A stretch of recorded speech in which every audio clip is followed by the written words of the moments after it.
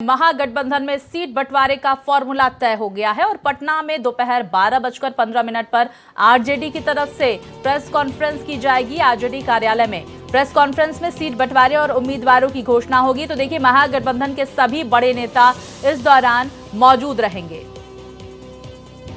तो बड़ी खबर आपको बता दें, बिहार में 40 सीटों को लेकर लगभग फॉर्मूला तय हो गया है और आज पटना में दोपहर 12:15 पर प्रेस कॉन्फ्रेंस की जाएगी।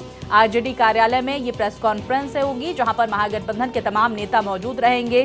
सीट बंटवारे और उम्मीदवारों की घोषणा होगी। तो इस दौरान महागठबंधन के तमाम बड़े नेता मौजूद रहेंगे। आज 12:15 बजे आरजेडी कार्यालय में ये प्रेस कॉन्फ्रेंस की जाएगी। तो आज बिहार में महागठबंधन की तरफ से सीटों का ऐलान होगा, प्रत्याशियों का ऐलान होगा। ये बड़ी जानकारी सामने निकल कर आ रही है। सीट बंटवारे और उम्मीदवारों की घोषणा और हर किसी की निगाहें टिकी हुई हैं। बिहार की 40 सीटों में महागठबंधन में किसके खाते में कितनी सीटें आती हैं, देखना महत्वपूर्ण होगा।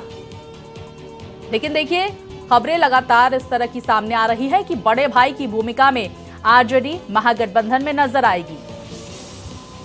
तो सीट बंटवारे और उम्मीदवारों को लेकर प्रेस कॉन्फ्रेंस 12:15 बजे आरजेडी कार्यालय में रखी गई है। महागठबंधन के तमाम बड़े नेता इस प्रेस कॉन्फ्रेंस में शामिल होंगे। तमाम बैठकों का दौर चला और आखिरकार महागठबंधन में सीटों को लेकर सहमति बन गई है। सीट बंटवारे और उम्मीदवारों की आज घोषणा महागठबंधन की तरफ से की जाएगी। विस्तार से जानकारी के साथ मेरे सहयोगी नितेश हमारे साथ जुड़ गए हैं। नितेश, अब से थोड़ी देर बाद लगभग 1 घंटे का वक्त जब प्रेस कॉन्फ्रेंस की जाएगी और ऐलान किया जाएगा प्रत्याशियों का, उम्मीदवारों का, क्या आरजेडी कार्यालय में नेताओं के जुटने का सिलसिला शुरू हो गया है? किस तरह की जानकारियां सामने आ रही हैं? महागठबंधन की तरफ से एक संयुक्त प्रेस कॉन्फ्रेंस की जा रही है, जिसमें जो है सीट शेयरिंग को लेकर घोषणा कर दी जाएगी। पिछले 3 दिनों तक दिल्ली में चले मंथन के बाद जो है महागठबंधन इस नतीजे पर पहुंची कि आरजेडी 26, कांग्रेस 9 और वाम दलों को जो है 6 से 5 सीट दिए गए हैं।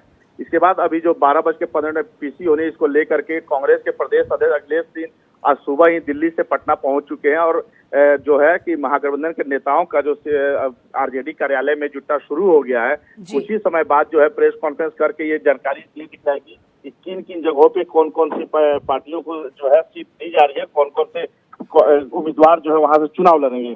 आपको बता दें कि सबसे हॉट सीट अभी बना हुआ है पूर्णिया, जो कि कांग्रेस के खाते में नहीं गया है और कांग्रेस जो लगातार उस सीट को लेकर दावेदारी करती रही है। पप्पू यादव जो अपने पार्टी का विलय करके कांग्रेस में गए हैं, उसके बाद ताकि उन्हें पूर्णिया सीट से लोकसभा चुनाव लड़ सके, उन्होंने इसके लिए लालू प्रसाद यादव और तेजस्वी यादव से मुलाकात भी की थी और लालू प्रसाद यादव ने उन्हें भरोसा दिलाया था कि आप पूर्णिया से तैयारी कीजिए। लेकिन जब सीट बंटवारा हुआ तो ये सीट आरजेडी के खाते में चली आई है और आरजेडी ने वहां से बीमा भारती, जो कि जेडीयू से विधायक थी और जेडीयू के प्राथमिक सदस्यता से इस्तीफा देकर वो आरजेडी में ज्वाइन किया। आरजेडी ने उन्हें वहां से प्रत्याशी बनाया है। तो अब ये देखना होगा कि पप्पू यादव जो है आगे क्या कुछ डिसीजन लेते हैं। अब इस फैसले के बाद, प्रेस कॉन्फ्रेंस के बाद ये साफ स्पष्ट हो जाएगी स्थिति कि पूर्णिया सीट, उसके साथ सिर्फ पूर्णिया की बात नहीं है, और भी कई ऐसे सीट, अगर हम बात करें महाराजगंज सीट जो जहां से पिछले दफा जो है 2019 के लोकसभा चुनाव में आरजेडी के तरफ से पूर्व सांसद पवनाथ सिंह के बेटे रणधीर सिंह वहां से चुनाव लड़े थे, लेकिन इस बार जो है महाराजगंज की जो सीट है कांग्रेस के खाते में जाने की बात आ रही है। तो ऐसे कई ऐसे सीट है जो आरजेडी ने समझौता कर कांग्रेस को दिया है।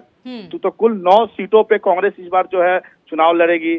5 सीट जो है लेफ्ट पार्टियों को दी जा रही है और 26 सीट पे आरजेडी चुनाव लड़ेगी। बिल्कुल, देखिए, और कुछ ही देर बाद स्थिति साफ हो जाएगी। नीतीश, इस बड़ी खबर पर आप नजर बनाए रखिए। फिलहाल जानकारियों के लिए आपका बहुत शुक्रिया।